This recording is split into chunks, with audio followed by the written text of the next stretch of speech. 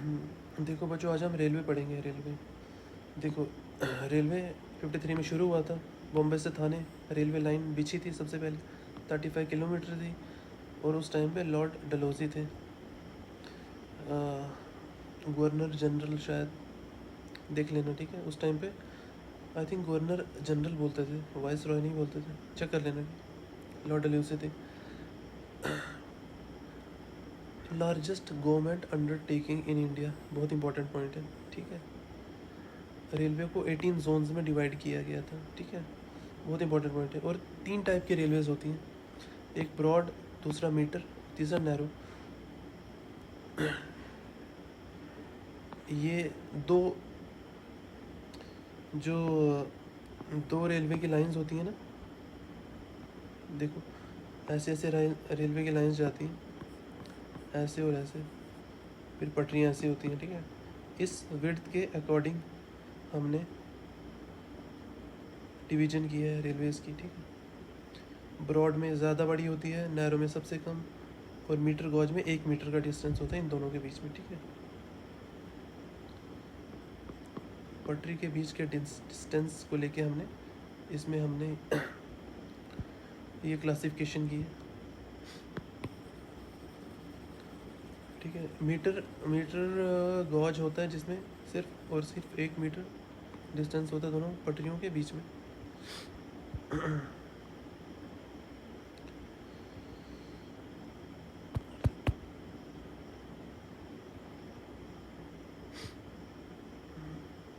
देखो यहाँ पे ये डिस्टेंस भी याद रख सकते हो, तो ये भी याद रख लेना आप, ये वाला। मीटर वाला तो इजी है, 1 मीटर होगा।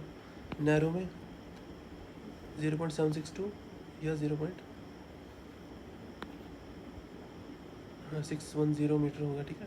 ब्रॉड में 1.676। फर्स्ट पैसेंजर 1950 में नेशनलाइज्ड होगी, बहुत इंपॉर्टेंट है, ठीक है। इंपॉर्टेंट पॉइंट है नेशनलाइज्ड।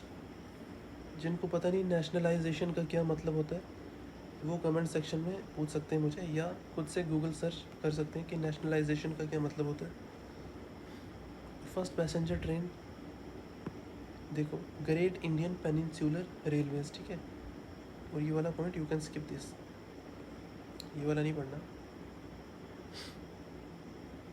ठीक है। ये देखो, जो जम्मू कश्मीर में टनल था ना, वो सबसे लंबा टनल था रेलवे का, ये भी इम्पोर्टेंट पॉइंट है, बहुत बार पूछा जाता है। You can also skip this point, it's not important. अब हम पढ़ेंगे उसके बाद ये कोंकण रेलवे इम्पॉर्टेंट है, क्योंकि ये काफ़ी डिफ़िकल्टी के बाद बनाया गया था और पहाड़ों के बीच से जाता है। महाराष्ट्र से फिर गोवा जाता है, गोवा से फिर कर्नाटका जाता है। मैंगलोर कर्नाटक में जगह है, रोहा महाराष्ट्र में, ठीक है। 1998 में बनी थी, ये बहुत इंपॉर्टेंट है। उसके बाद वाटर ट्रांसपोर्ट पढ़ेंगे हम, चीपेस्ट ट्रांसपोर्ट है, ठीक है।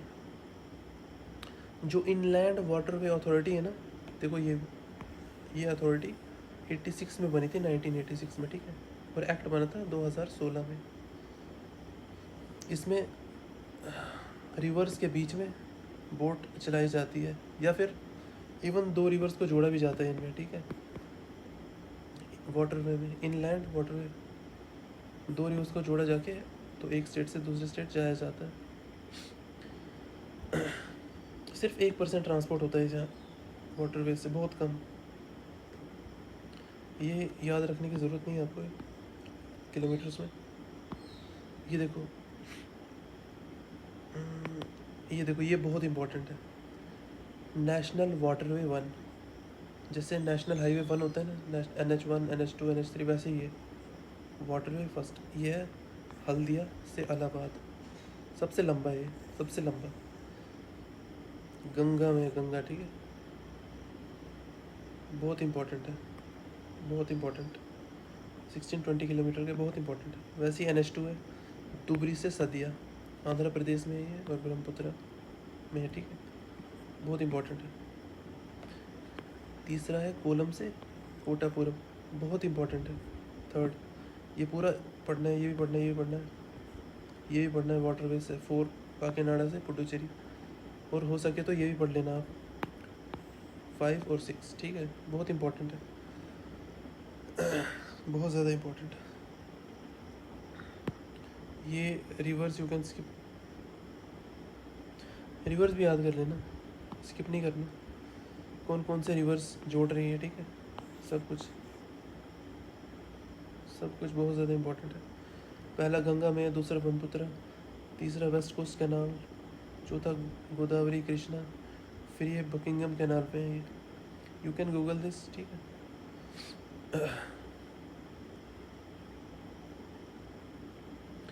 देखो एक्ट इतने में बना 2016 में। देखो ये नेहरू ट्रॉफी मैंने आपको पहले ही पढ़ा है, बॉर्डर्स कहाँ पे होती है। कोस्ट लाइन भी याद रखना, इंडिया की टोटल कोस्ट लाइन ये है 75,000 के अराउंड।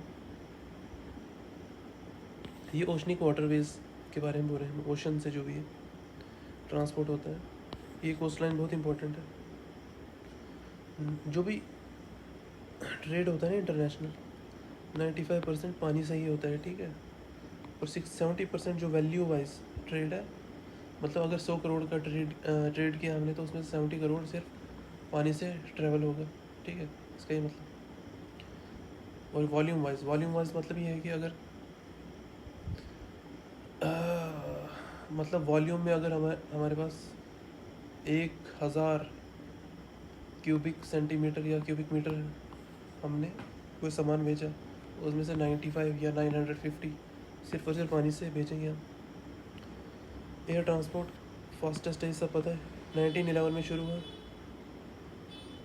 इलाहाबाद से नैनी पहली फ़्लाइट है, ठीक है। बहुत इंपॉर्टेंट है। एयरपोर्ट अथॉरिटी 95 में बनी,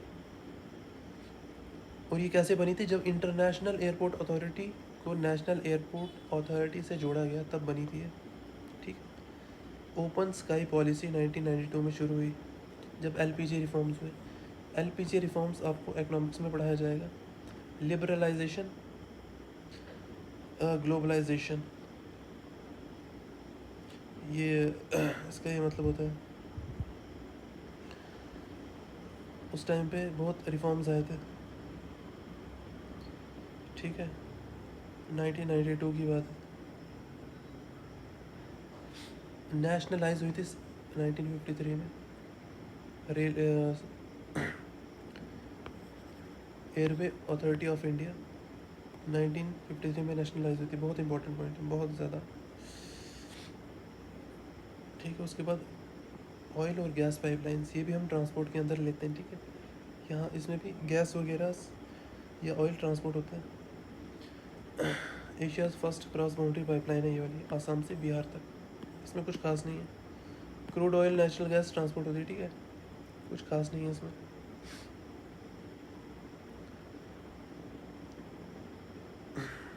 ठीक है, हम बाकी का बाद में कल करेंगे।